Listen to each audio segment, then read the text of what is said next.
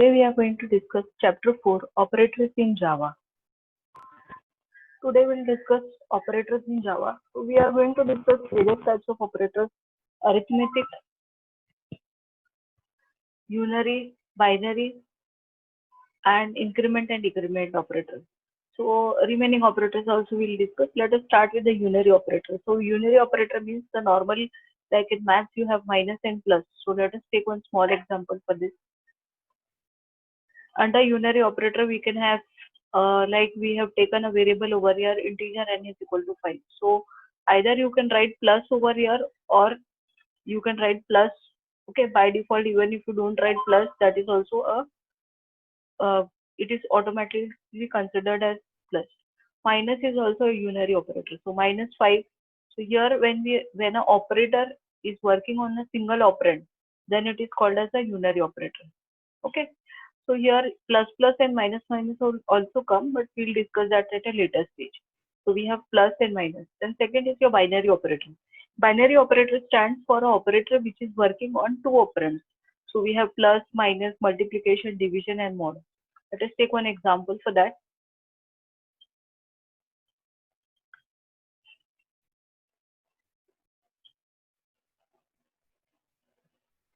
So this is one example. Okay. I'm not explaining the class and everything. Here, let's say the name of the class is arithmetic operator, and here we are having number 1. Number 1 we have given a decimal value. Number 2 we have given a decimal value. Now result is going to be the result which we are going to store. So if you want to take addition, if you want to add the two numbers, so this is how we will make use of addition. Then subtraction, it's quite simple: multiplication, division, and remainder operator. Okay, so simply you have to write two variables, and when the operator is working on two operands, then it is called as a binary operator. Okay. Next we'll continue with the plus plus and minus minus. This also comes under unary operator. So let us take that example. Okay, before we continue with that, now I don't think any explanation is required. It's quite easy to understand. Okay, we'll go for the plus plus and minus minus. Now here, when I write n is equal to 5, okay, this is n plus plus stands for increment by 1. Okay, it is as good as writing n is equal to n plus 1. So we have pre and post that I will discuss afterwards. First, to understand what is n plus plus. N plus plus stands for increment by 1. Okay, so if I display here, I will get the value as 5. Then once I increase by, that is I am using n plus plus, I will get the value as 6 over here. Same way, n minus minus stands for decrement by 1. Okay, so if I display it here, I will get the value as 5. So let us run this. This is what is the output you will get. 565. Okay, what you mean to understand is, here we are incrementing by 1 and here you are decrementing by 1. Now there are two types in that. One is your pre and another is post. Now post means if the operator is behind the operand, then it is post. Whereas if it is before, then it is called as pre. So let us take one example for that also. Okay, this is post example. Same way we can take the example for pre. So same thing we will write.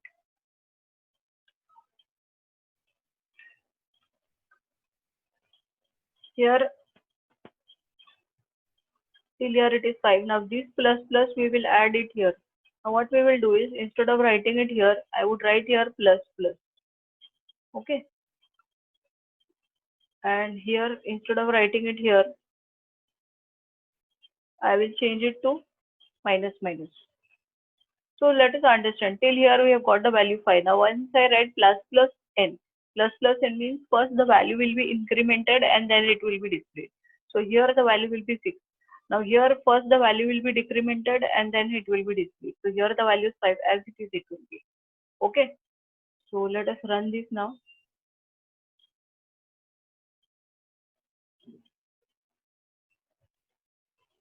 Now let's change it to again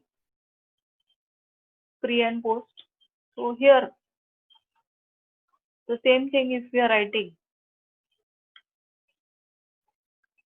Only thing here we are changing the value. Here we will write n plus plus, and here we will write it as n minus minus.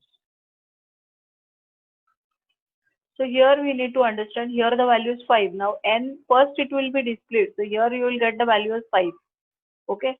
And when the value has increased, it has become 6. So when it will come here, it will display the value as 6 over here. And definitely it will get decremented. The actual value of n is 5 only. But here because it is displaying first, the value will be 5, 6. So we should get this output. Okay, 5, 6 at the end.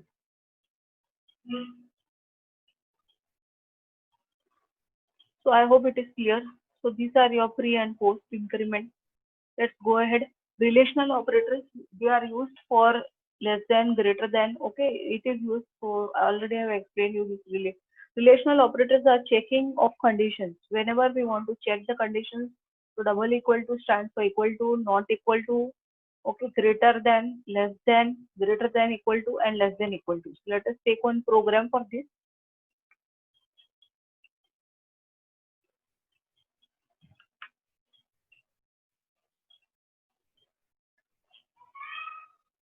Now, as you can see here, number 1, the value is 5, number 2, the value is 6. So we can check number 1 is greater than number 2. Yes, if it is greater, now in this case, it will be false. So the second part will get executed. So if you run this now, you will get the answer as second part.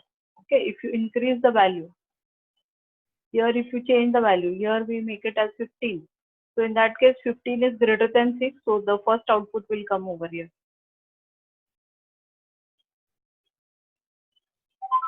Okay. So we can use all these relational operators over here, whatever operators are there. If you want to check for greater than equal to, or you want to check for less than equal to, or you want to check for equal to, all these things have to be written over here inside this. Okay, I guess everyone is clear with this. Let us go ahead. Then we have logical operators. Logical operators are three main types: and, or, and not.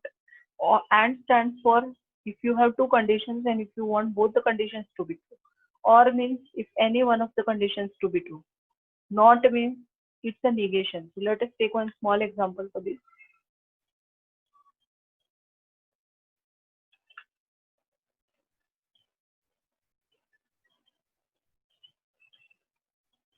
Now here this is an example where we are understanding or and. So let's say these are some numbers. I have taken three numbers, number 1, number 2, and number 3. Given some values over there. Result. Okay. So when we talk about and, when we talk about or means both the conditions have to be true. Whereas in case of and, both, in or, one of the conditions have to be true, and in and, both the conditions have to be true. Okay, so here like if you say 1 and 2, so here 1 is greater than 2, this is false, and here number 3, 9 is greater than 1, so this is true. So in, if this is false and this is true, still you will get the answer as true only in the first case.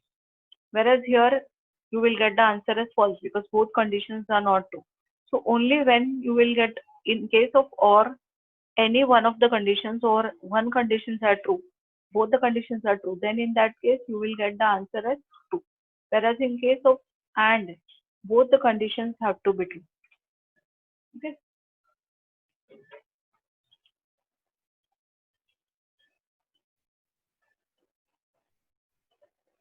Next is your assignment operator. Plus equal to, minus equal to, asterisk equal to. Okay, these are called as shorthand operators. So let us see one example for this. Okay, this is like when I write integer b is equal to 5. Okay, I can write b plus equal to 5. So this is same as writing b plus equal to 5. This you can write it like this. So instead of what is the answer over here, you will get the answer as 10 over here because we are incrementing. So instead of writing b is equal to b plus 5, we have written b plus equal to 5. Okay, so there are various operators under this. So if you want plus, you will write plus equal to. If you want minus, you will write minus equal to. If you want asterisk, you will write asterisk equal to, like that. Okay. Then we have conditional operator. Conditional operator is also called as ternary operator. So you have question mark and colon. Now let us understand what exactly it means.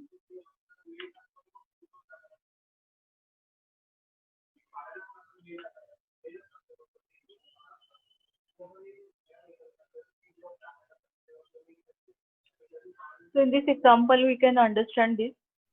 So the syntax is before the question mark, you will write the condition, and after the condition, if the condition is true, after the question mark, whatever is given, this is if the condition is true. Colon, after colon, if the condition is false, that will be taken over here, written over here. Okay, let's say here in this example, February, the number of days is 29. So here in this case, it will be checked. Is it 29? No. So in that case, if it is no, so answer you will get is leap year. Okay, so in this case, the answer is leap year. How this is to be written? Whatever is the condition is to be written before the question mark. If the condition is true, that has to be written after the question mark. If the condition is false, that has to be written after the colon. Okay, let us run this. We should get the answer as leap year over here.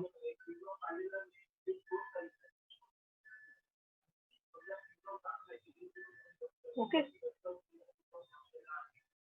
Next is your new operator and dot operator. New operator is basically used for uh, creation of objects. So it is used to allocate memory at runtime, and dot operator is used for accessing the data members. So let us take one small example for this.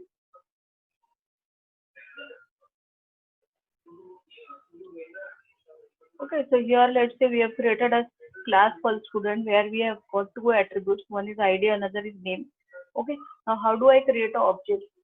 For creating an object, this is the syntax. You have to write the class name. The syntax I have written down. So class name, then the object name. So S1 is nothing but the object name equal to new. Now new is nothing the keyword used for creating the object.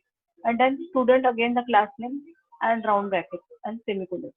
Okay, so this is how I create a first student. Same way I can create as many students or as many objects as I want. The syntax is this: class name, then the object name equal to new, and again the class name and round brackets. How do I initialize the object? I can do that with help of the dot operator. So I have to write object name dot and then the data member equal to, and then what is the value. So here in this case, student1 s1 dot id. Id is nothing but the id for that student. Whatever value I want to specify, I have to give it over here. Same way s1 dot name. So I can provide the value over here which is in double quotes. Same way for the second student. So as you can observe over here, new is a keyword used for creating the object and dot is used for accessing the data members. Okay. Then simply we are displaying the data.